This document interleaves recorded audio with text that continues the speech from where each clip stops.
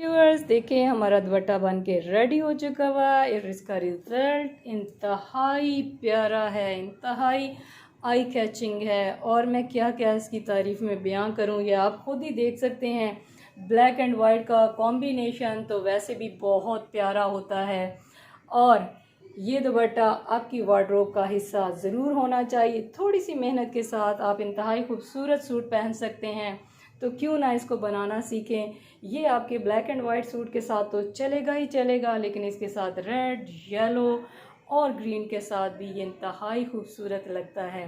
अगर आप इसको बनाना सीखना चाहते हैं तो चले आइए, नीडल क्राफ्टेड ड्रीम्स में मैं आपको वेलकम करती हूँ और स्टेप बाय स्टेप इस दुपट्टे को बनाना आपको सिखाती हूँ। तो चलिए आइए। दुपट्टे को बनाने के लिए जो मटेरियल ज़रूरत होगा उसमें ये लेस होगी, इसके बाद दुपट्टे का फैब्रिक ये शेफून फैब्रिक है, उसके बाद दो रंग के जो कि ब्लैक एंड वाइट है हमें कुछ कपड़ा चाहिए होगा। ये मेरे पास कतान सिल्क है और इससे हम चटापटी लेस बनाएंगे। कतान का ये दो रंगों का कपड़ा हमने 1.5 मीटर ले लिया हुआ है और इसको अच्छे तरीके से प्रेस कर लिया है।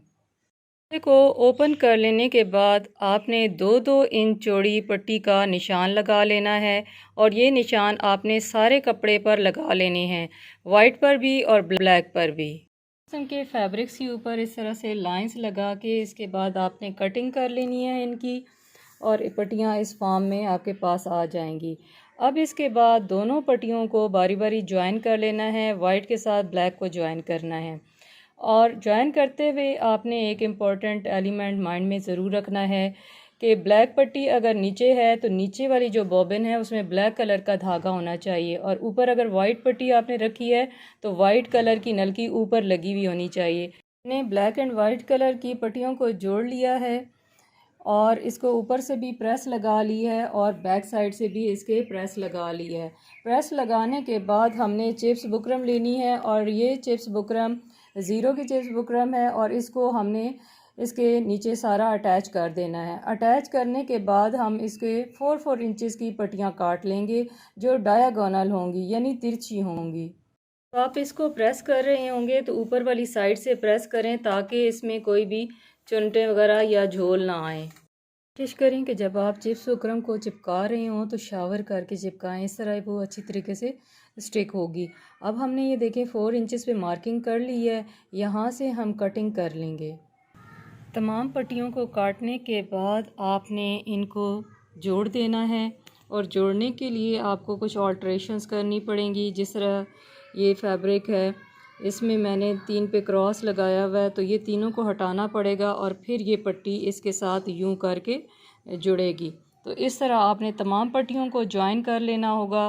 पट्टी सारी तैयार कर ली है और इसके दौरान मैं आपको एक ज़रूरी टिप भी देना चाह रही थी कि जब भी आप कोई भी चीज़ ऐसी तैयार करते हैं कि जिसके साथ चिप्स बुकरम अटैच होती है तो वो सिलाई के दौरान आपको प्रॉब्लम दे रही होती है, कभी कभी वो उतर जाती है। तो उस चीज़ से बचने के लिए आप दोनों साइड पे पहले ही स्टिच लगा दें। स्टिच के दौरान आप टांके का साइज़ बड़ा रख लें।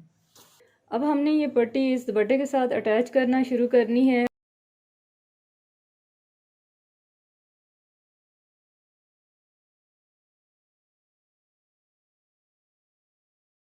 अब हमारे दुपट्टे का कॉर्नर बनाने की बारी है और इसमें मैं आपको बड़ी अच्छी सी ट्रिक के साथ बहुत ही नफीस किस्म का कॉर्नर बनाना सिखाऊंगी।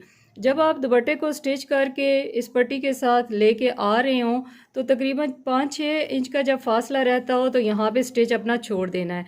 फिर उसके बाद जहाँ पे कॉर्नर है जहाँ से आपने इसको टर्न करना है, 1/2 इंच के मार्जिन के साथ आपने एक लाइन को ड्रॉ कर लेना है। इसके बाद पट्टी को बिल्कुल इसी के ऊपर ऐसे सीधा करके रख लें। तो जहाँ पे आपके दुपट्टे के मार्जिन की लाइन लगी हुई है वहीं पे आपने पट्टी के मार्जिन की भी लाइन लगा लेनी है ऐसे। ये बहुत इम्पोर्टेंट निशान है, यहीं से आपका कॉर्नर बनना स्टार्ट होगा। इसके बाद आपने क्या करना है कि इसको पकड़े पकड़े इस तरह से इस पट्टी को टर्न करना है। लाइन के ऊपर फोल्ड करके आपने एक निशान ऐसे लगा देना है यूं। वहाँ पे एक नोच भी लगा दें। निशान भी हमने लगा दिया और नोच भी लगानी है और नोच बिल्कुल इस तरह छोटा सा कट होना चाहिए। इतना सा, इससे ज़्यादा कट नहीं होना चाहिए, इस तरह से। अब ये वो कट है जहाँ से हमने कपड़े को उल्टा करके तो फोल्ड करना है। देखिए एक वो निशान था जो ऊपर लगाया था, यहाँ से हमने फोल्ड नहीं करना, बल्कि ये जो दूसरा निशान इस तरह करके हमने पलटा के तो यूं हमने कपड़े को अंदर से इसी पे फोल्ड करना है। इस तरह पलटाएंगे, इसको ऐसे कर लेना है यूं, और यहाँ पे इस तरह से चौक के साथ निशान लगा लें ताकि आपसे मिस्टेक बिल्कुल भी ना हो। पलट लेना है और ऊपर भी हमने इन दोनों नोचेस की कॉर्नर्स को मिलाते हुए निशान मार्क कर देना है। अब यहाँ पे हम एक वी का निशान बनाएंगे। अब ये देखें हमने ये वी बना ली है। अब यहाँ पे इसके हमने स्टिच लगा लेना है। जो कपड़ा है उसे हम इस तरह से कट कर लेंगे। कटिंग के बाद हम इसको पलट लेंगे। पलटने के बाद इस तरह से ये एक नोक सी बन जाएगी इसकी। इसके बाद इसको हमने इस तरह से लेना है और फोल्ड कर देना है, और देखें कि किस कदर खूबसूरत ये कॉर्नर बन के तैयार हुआ है, कितना प्यारा। अब हम इसको स्टिच कर लेंगे।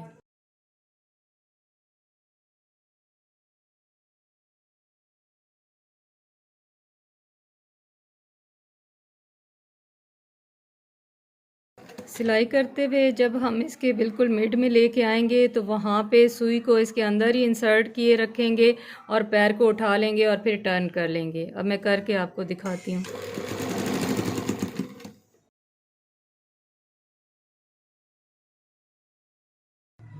इस तरह से इसको मोड़ेंगे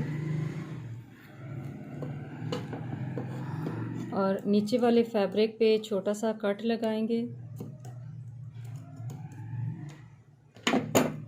अब इसके बाद कपड़े को भी और पट्टी को भी इस तरह से मोड़ लेंगे अपनी तरफ।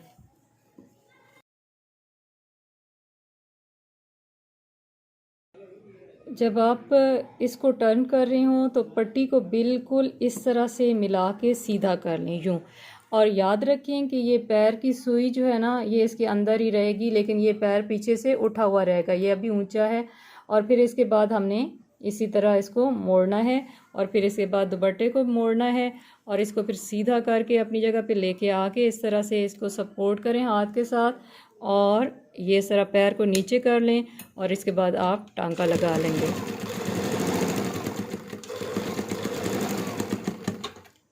ये इधर वाला कपड़ा है और ये इस साइड वाला कपड़ा है। अब इन दोनों को मिला के तो हमने जोड़ लगा देना है यूं करके, इस तरह से।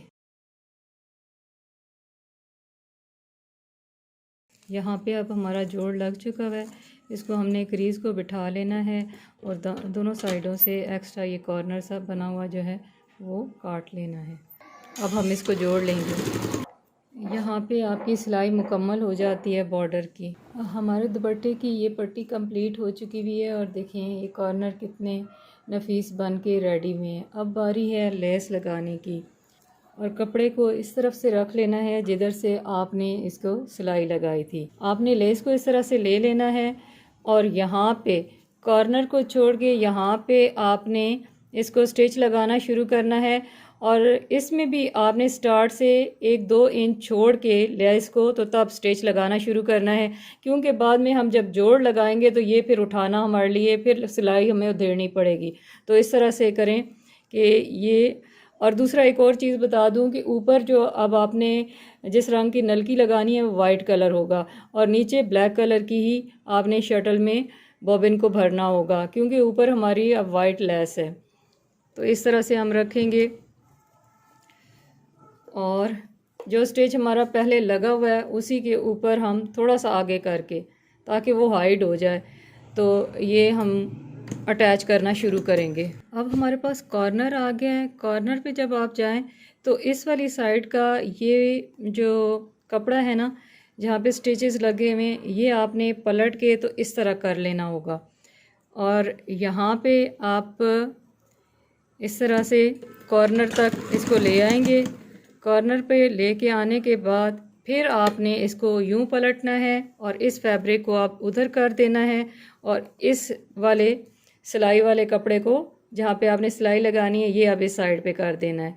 तो इस तरह आपका बहुत अच्छा कॉर्नर बन के रेडी हो जाएगा। ये देखें इस तरह से। तो सारे कॉर्नर्स पे आपने इसी तरीके से टर्न करना है।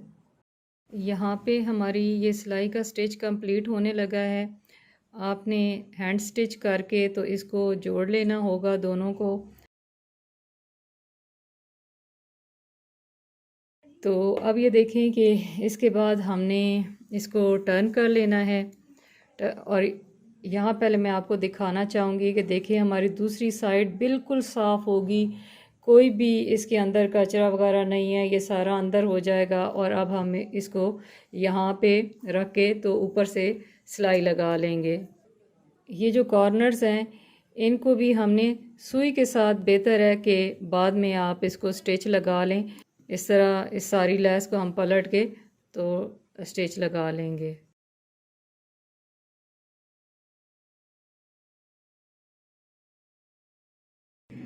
प्यारा सा ये दुपट्टा बन के रेडी हो चुका हुआ है और ये इसकी फ़ाइनल लुक है। और हमेशा की तरह मैंने केयर की है कि आपको इसकी फ़ाइनल लुक कुछ डेकोरेशंस के साथ आपको दिखाऊं, ताकि आप ज़्यादा से ज़्यादा इसको देख के महसूस भी हों और लर्निंग भी करें। Thank you so much.